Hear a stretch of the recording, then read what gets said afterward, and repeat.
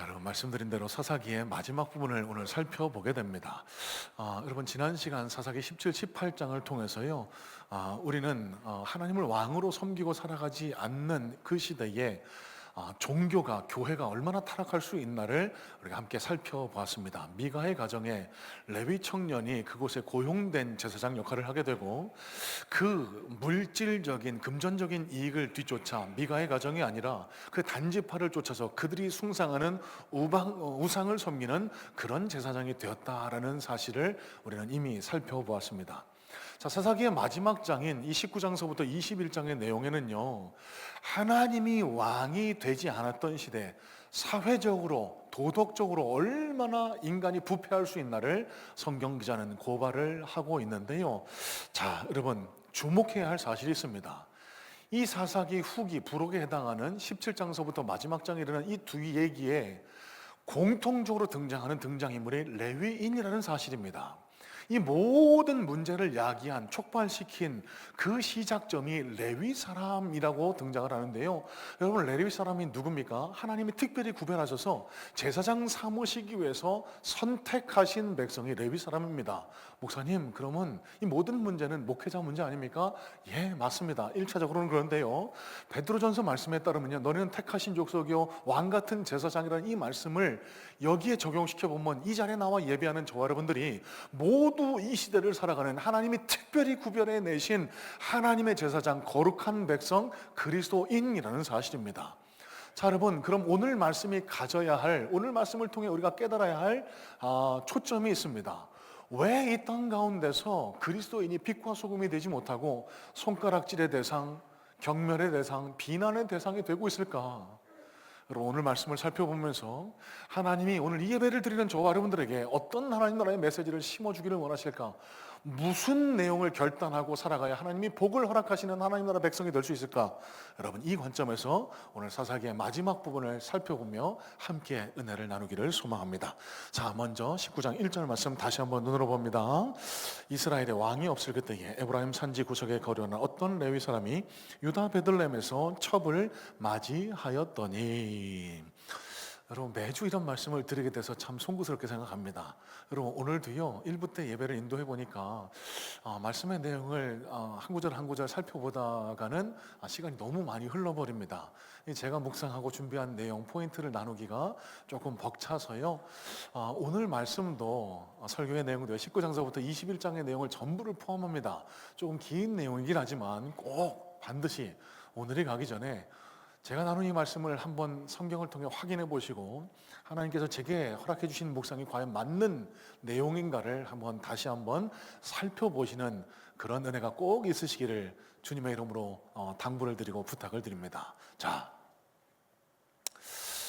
에브라임 산지에 사는 한 레위인이 또 등장합니다. 그런데 1절 말씀이 이렇게 시작하죠. 이스라엘의 왕이 없을 때에 사사 시대를 특징하는 이 구절이 또 반복해서 등장합니다. 무언가 안 좋은 일이 일어날 듯한 그런 인상을 짙게 풍기면서 사사기 19장도 시작을 하고 있거든요. 자, 아니나 다를까 레위 사람이 베들레헴에서 첩을 얻었다라는 이야기로 시작을 합니다. 여러분, 이어지는 내용은 간략히 요약하면 이렇습니다. 이 첩과 싸움을 합니다. 이 첩이, 이 아내가 이 베들레헴 친정집에 가 있을 때 그를 데리러 갔다가 오는 길에 봉변을 당해서 그녀가 사망하게 되고, 그로 인해 촉발된 전쟁이 20장, 21장으로 이어지는 것이 이 사사기 19장의 주된 내용입니다. 자, 왜 어디서부터 문제가 시작됐을까를 이 1절 말씀을 통해 우리가 가만히 생각을 해봤으면 좋겠어요. 레위 사람이 베들레헴에서 첩을 얻었답니다. 자, 여러분, 이 레위 사람 그냥 1차적으로 원초적으로만 해석하면 목회자가 첩을 얻었다? 여러분, 그것부터 문제가 될 수 있다고 여기실 수 있겠죠. 자, 그런데 여러분, 이 히브리어 원문에 대한 해석이 약간 왜곡됨으로 인해서 이 사사기 19장, 20장, 21장의 내용을 해석하는 전체적인 맥락이 자칫하면 흔들릴 수가 있습니다. 자, 제가 제일 먼저 드리고 싶은 말씀은 이겁니다. 여기 한글 성경에 첩이라고 기록된 이 단어는 실상 우리가 흔히 생각하는 조선시대의 세컨드 와이프, 그러니까 어디 가서 이게 좀 사혼, 시바지, 자녀를 낳기 위해서 데려온 신분이 낮은 여자, 이런 식으로 이해하셔서는요, 이 내용에 담긴 메시지를 올바로 이해하기가 조금은 어렵습니다. 여러분, 여기 첩이라고 해석된 번역된 필레겟이라는 단어는 분명히 히브리 원어의 안에 이 시라는 단어와는 구별되는 단어이긴 합니다. 하지만 이 단어는요, 고대 근동 이 지역에서는요, 아내와 동등한 지위를 갖는 종, 그러니까 낮은 신분의 그런 여성을 가리키는 게 아니라 실제적인 사실혼 관계를 가지고 있었던 그런 지위를 가진 여성이라고 우리가 인식하는 것이 훨씬 더 이 말씀을 해석하는데 도움이 됩니다. 그리고 행음했다라는 이 구절을 통해서 이 사사기 19장의 내용 전체를 우리가 흔히 오해를 합니다.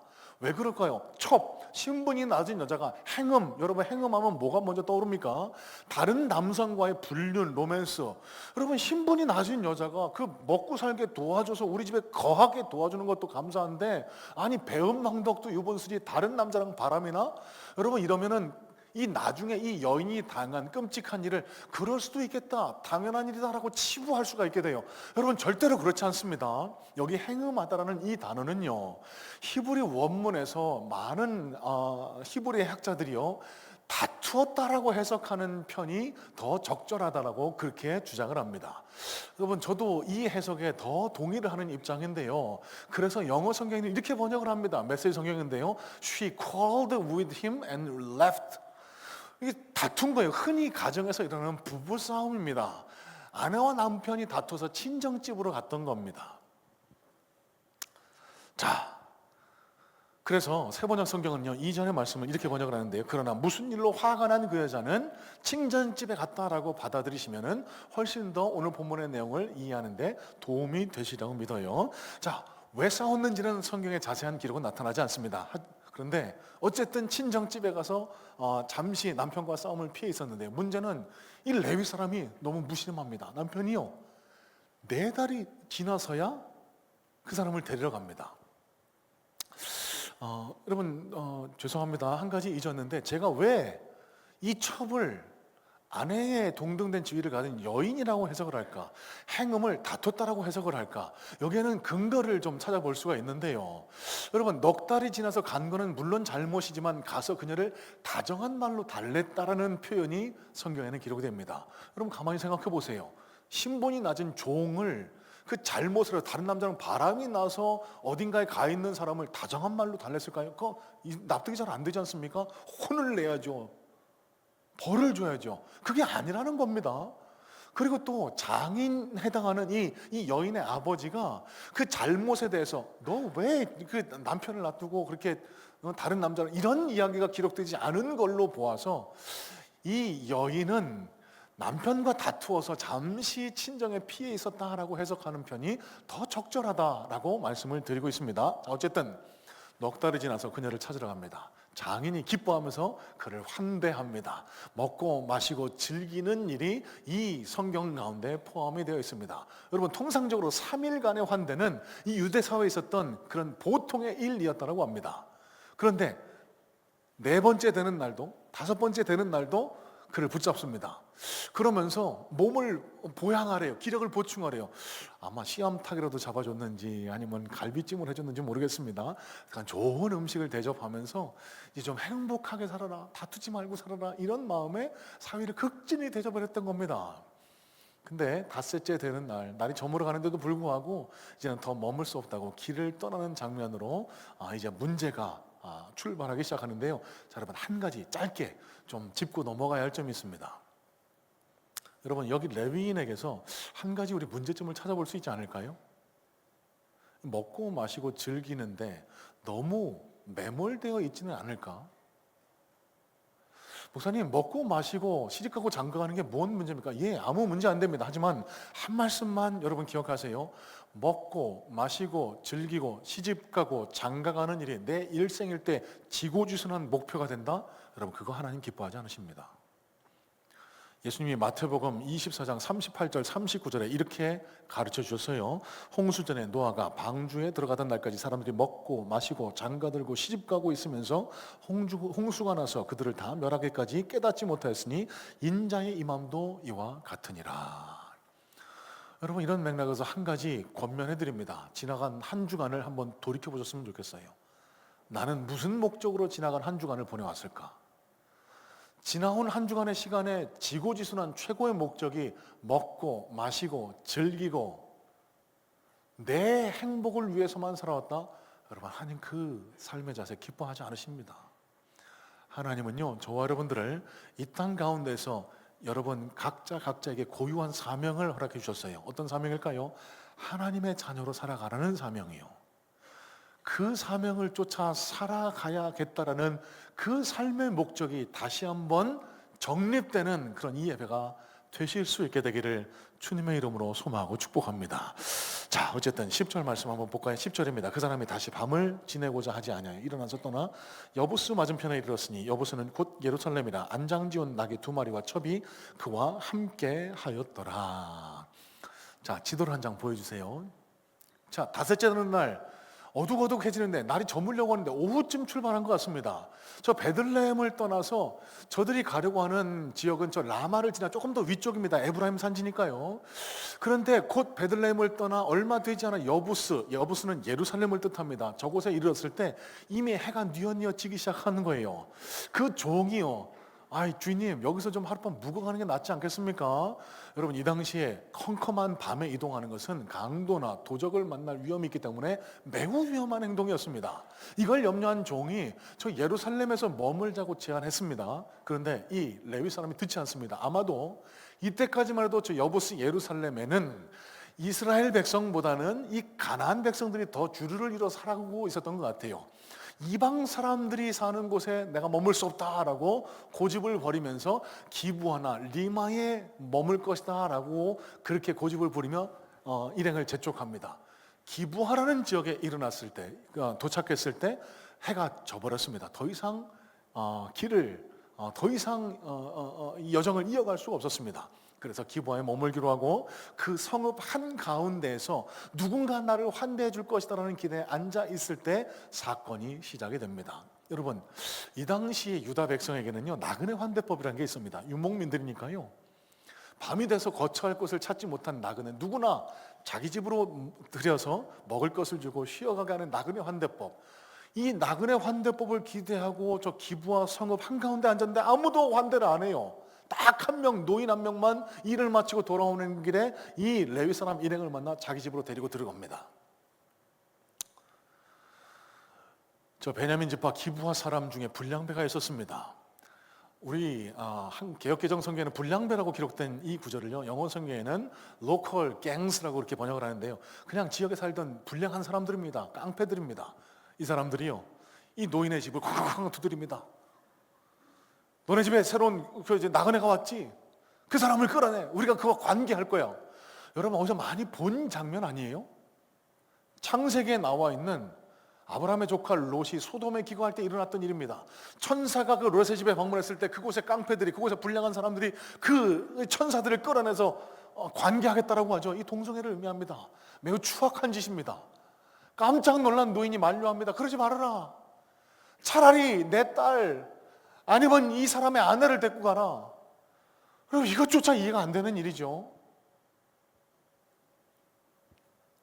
자, 25절입니다. 무리가 듣지 아니하므로 그 사람이 자기 첩을 붙잡아 그들에게 밖으로 끌어내매 그들이 그 여자와 관계하였고 밤새도록 그 여자를 능욕하다가 새벽 미명에 놓은지라. 여러분, 상당히 마주하기 불편한 장면이 성경에 기록이 되어 있습니다. 여러분, 이 장면 여러분 이렇게 이해하시면 됩니다. 어찌저찌해서 이 신랑의 끝에 이 레위 사람의 아내, 그 베들레헴에서 데리고 가던 이 아내를 내어준 겁니다.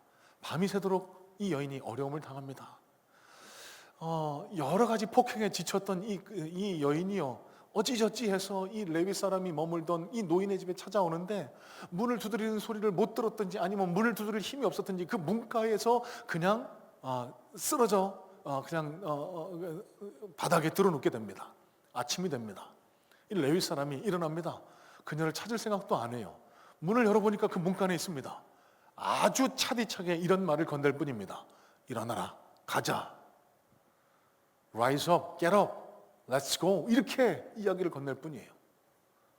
그녀가 미동조차 않으니까요, 나귀에 그녀를 싣고 에브라임 산지에 있는 자기 집으로 가서 이 여인의 시체를 12토막을 냅니다. 그리고는 이스라엘 12지파에 보내서 내가 이런 끔찍한 일을 당했다라고 이스라엘 지파에게 복수를 요청하는 장면이 이 19장에 기록된 내용의 대략의 줄거리 스토리입니다. 자, 여러분, 제가 말씀을 준비하면서 제일 먼저 묵상하고 고민했던 지점이 여기입니다. 왜 오늘을 살아가는 그리스도인인 우리 성문의 성도들에게 제게 이 시점에 이 이야기를 읽게 하셨을까? 왜 하나님은 이 이야기를 굳이 사사기에 기록하셔서 이 불편한 내용을 다시금 떠올리게 하셨을까? 다시금 묵상하게 하셨을까?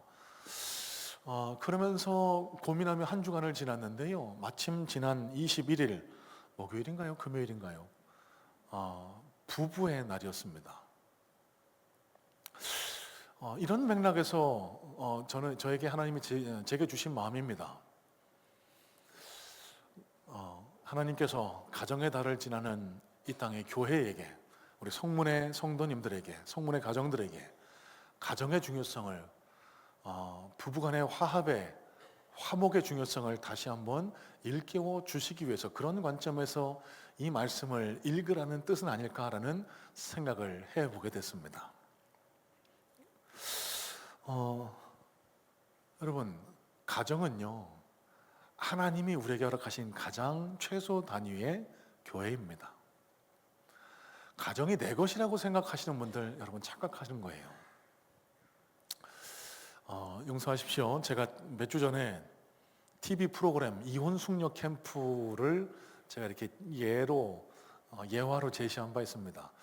그게 너무 좀 인상이 깊게 남았던지 지금도 조금 짬이 날 때마다 한 번씩 이렇게 유튜브를 통해서 그런 에피소드들을 살펴보게 되는데요.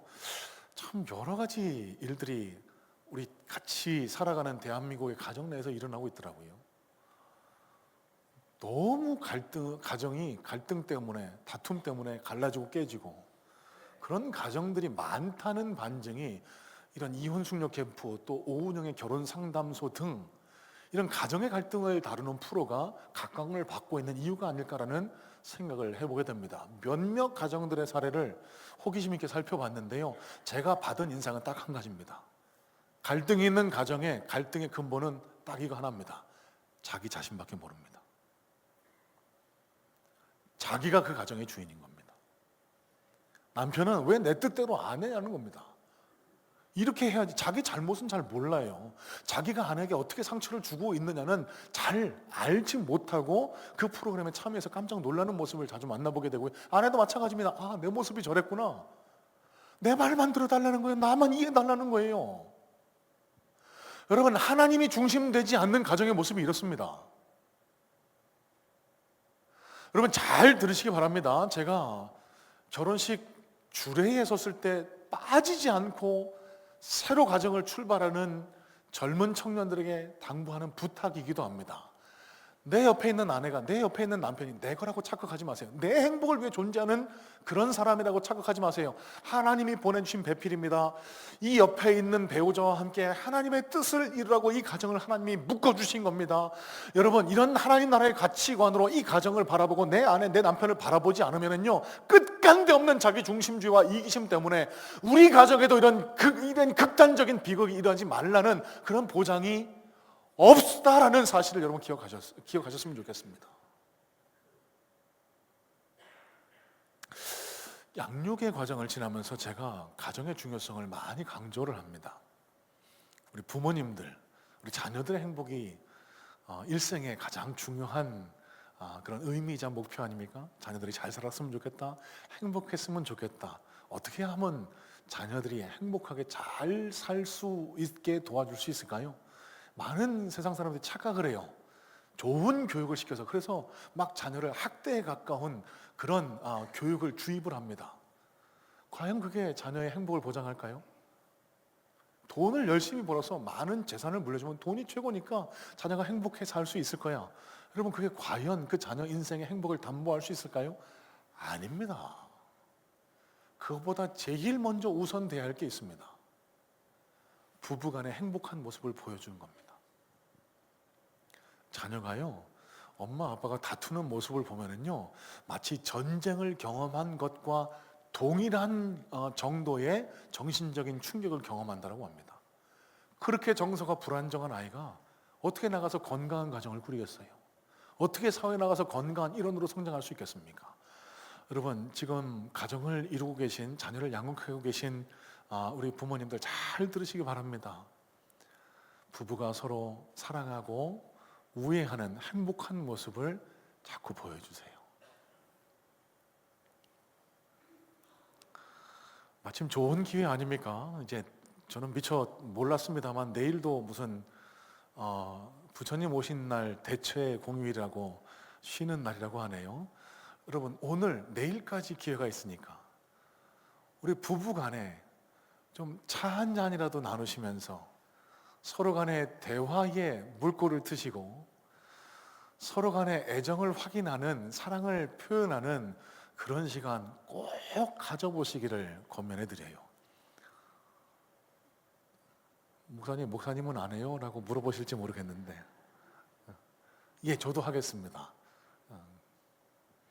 그 자녀 되시는 분들, 우리 부모님들의 화목이, 부모님들의 그런 좋은 우애가 우리 부모님들의 행복을 보장하고 담보할 수 있습니다.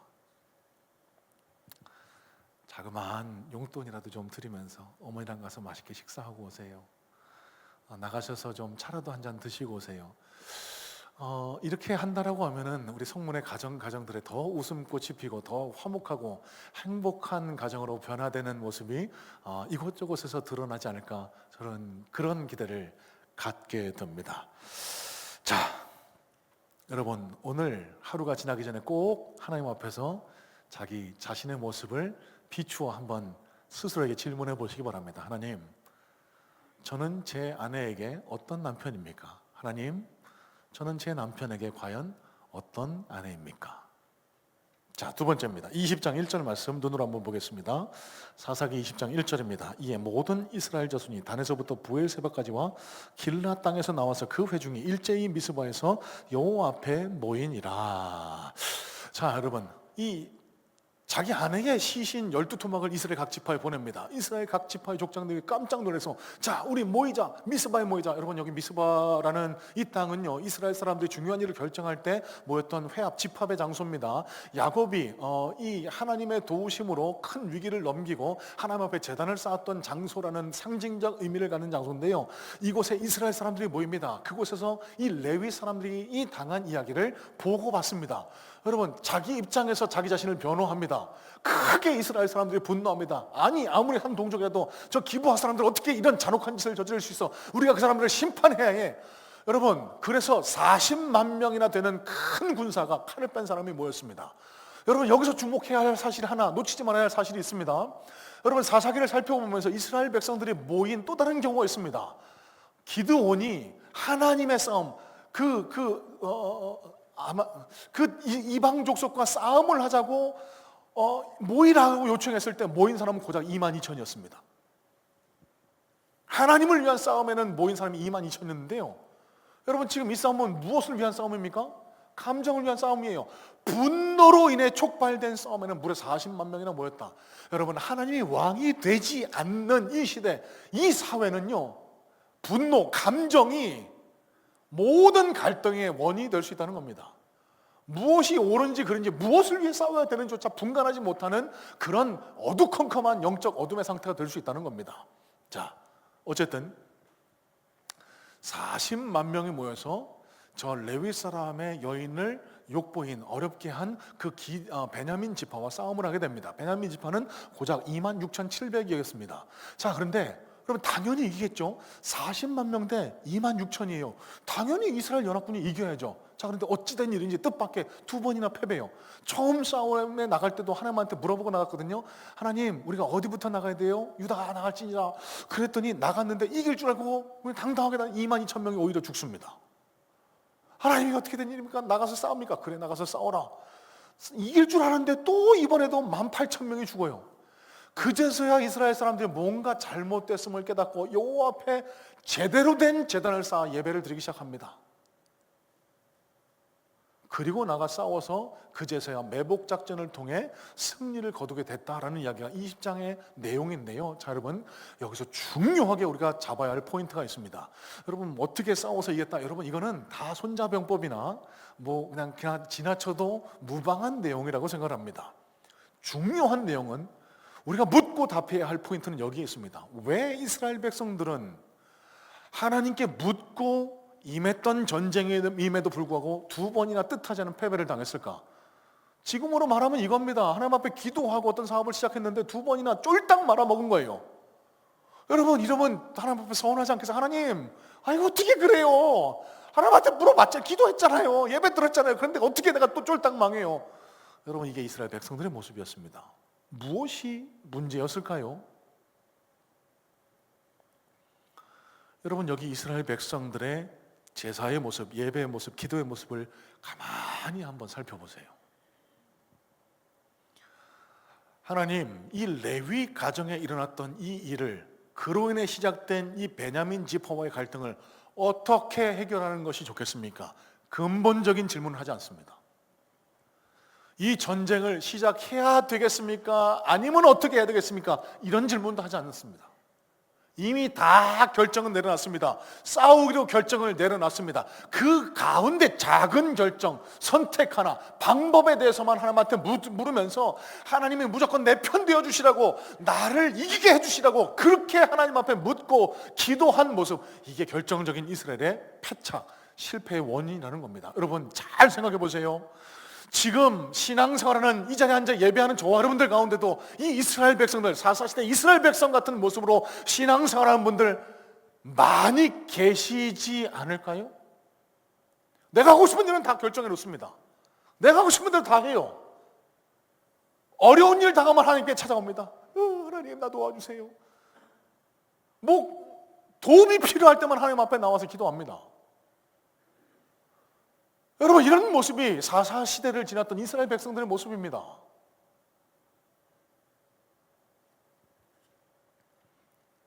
선택적으로 하나님을 이용하기 위해서 신앙생활하고 기도하는 모습, 여기 이스라엘 백성들이 가졌던 미신적 신앙의 대표적인 형태입니다.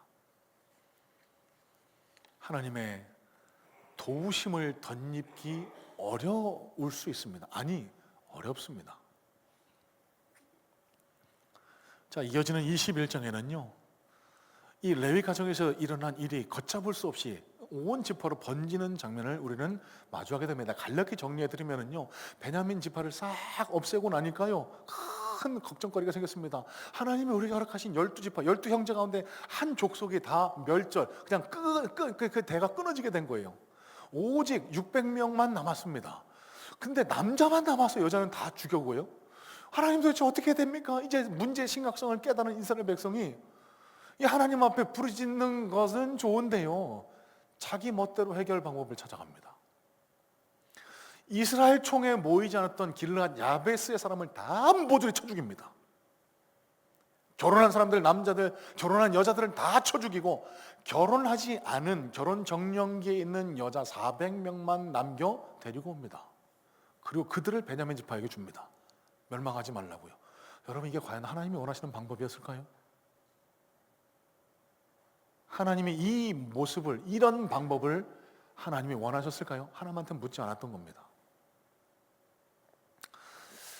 남자는 600명 남았는데 400명만 구했죠. 200명이 모자릅니다. 그래서 이 이스라엘 사람들이 또 착안해낸 기계망측한 방법이 실로에서 춤추는 그런 결혼 정년기에 200명을 그냥 보쌈해갖고 와서 베냐민 사람들에게 줍니다. 여러분, 이건 또 무슨 해괴망측한 일입니까? 용서하세요. 지금으로 따지면 앞에 나와 찬양하는 찬양단 그 중에서 예쁜 아이들 업어간 거예요. 그냥 결혼 못한 장가 못 간 남성들이. 하나님이 과연 이걸 원하실까?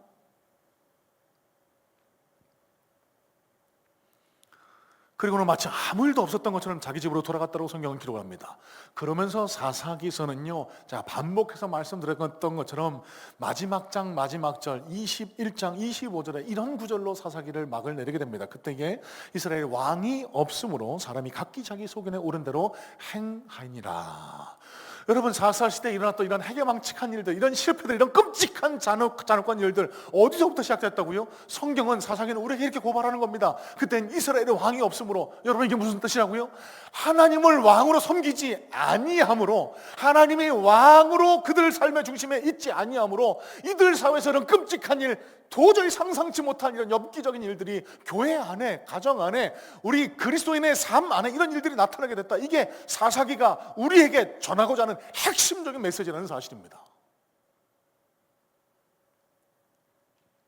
여러분, 하나님이 왕이 되어주지 못하는 인생은요, 그리스도인을 가리킵니다. 누가 왕이 될까요? 자기 스스로가 왕이 됩니다. 내가 왕이 된 거예요. 여기 이스라엘 백성들처럼요, 물질을 왕처럼 섬깁니다. 세상의 권력, 탐욕을 자기 왕처럼 섬기고 살아갑니다. 여러분, 그 세상 사람들이에요. 세상 사람들은 그렇게 살아갑니다.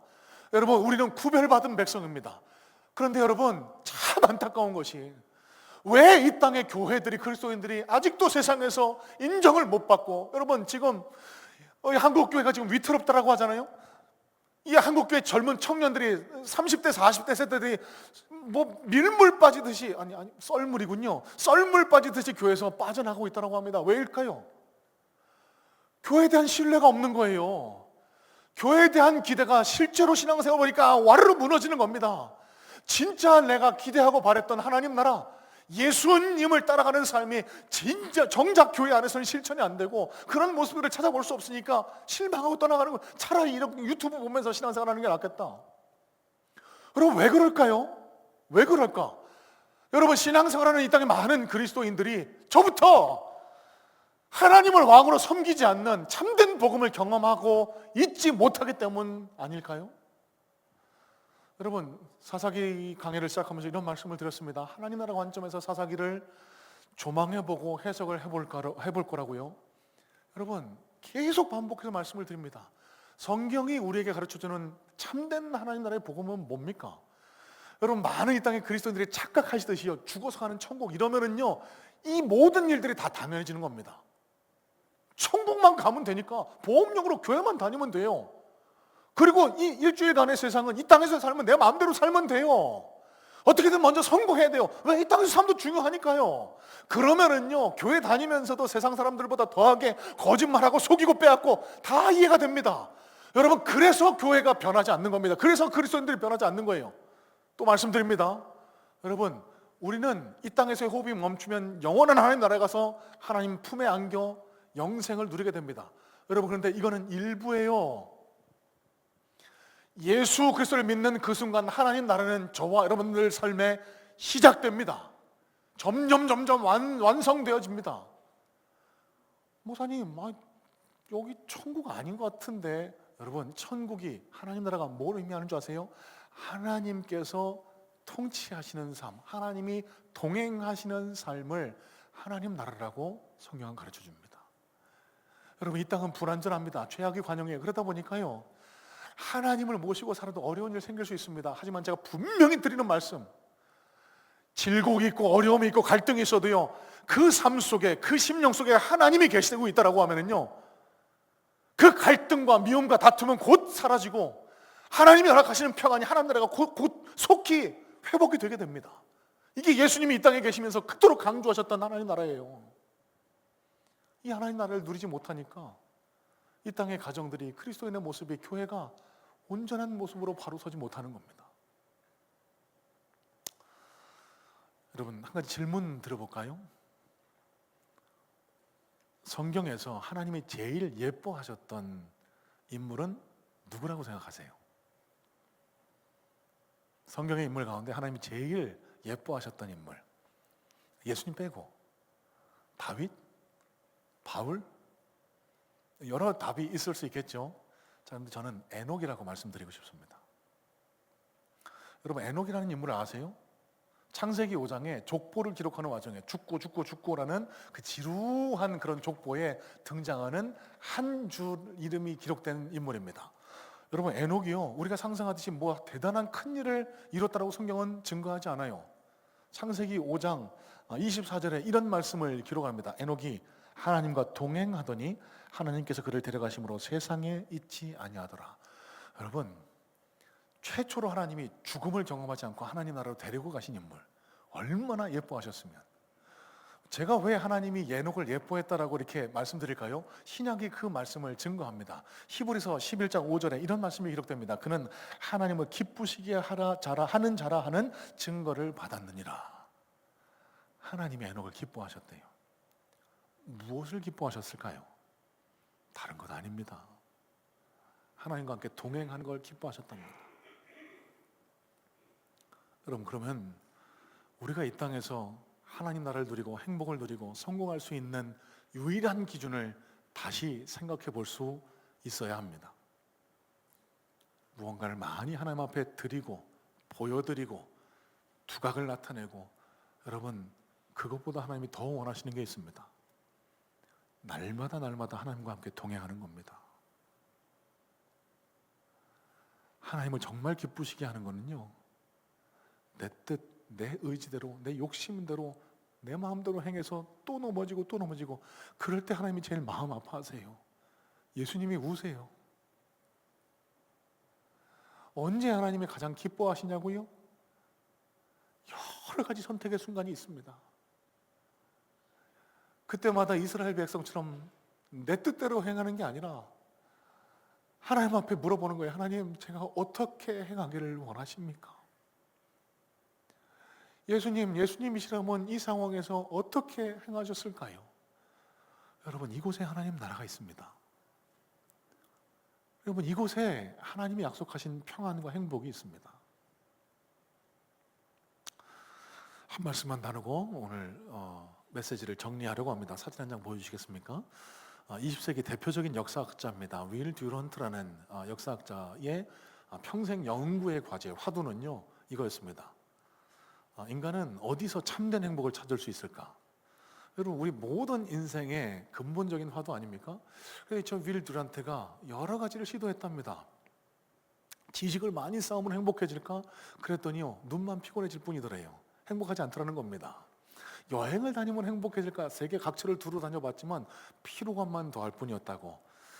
부를 축적하면 좀 행복해질까? 그 부 때문에 갈등과 미움, 다툼만 일어나지 참된 행복은 가져다 주지 못하더라는 겁니다. 이 윌 듀런트가 참된 행복이 어디서 올까? 이 문제에 대한 답을 찾지 못하고 점점 지쳐갈 때쯤 어떤 한 장면을 목도하게 됐대요. 어떠한 기차역 앞에서 차에서 기다리는 한 여성과 아이가 있었는데, 기차가 도착하니까 저쪽에서 한 남자가 뛰어와요. 그러니까 차에서 내려가고 아이와 함께 그 남성을 마중했던 겁니다. 환영했던 겁니다. 그랬더니 남성이 아내와 포옹을 하고 입을 맞춘 다음에 이 엄마 품속에 있는 아이 볼에도 입맞춤을 하고선 너무 행복한 웃음으로 차를 타고 자기 집으로 돌아가더라는 겁니다. 듀란트가 깨달은 건 이겁니다. 인간에 있어서 참된 행복은 멀리 있지 않다고, 하나님이 허락하신 가정 안에 있다고. 여러분, 가정의 달을 지나고 있습니다. 사사기서를 마무리하면서 하나님께서 저와 여러분의 가정 속에 이런 메시지를 허락하시는 줄로 믿습니다. 여러분, 가정이 건강해야 여러분 삶이 건강합니다. 여러분, 가정이 하나님의 말씀으로 바로 서야 우리 가정이 비로소 참된 행복을 찾아갈 수 있습니다.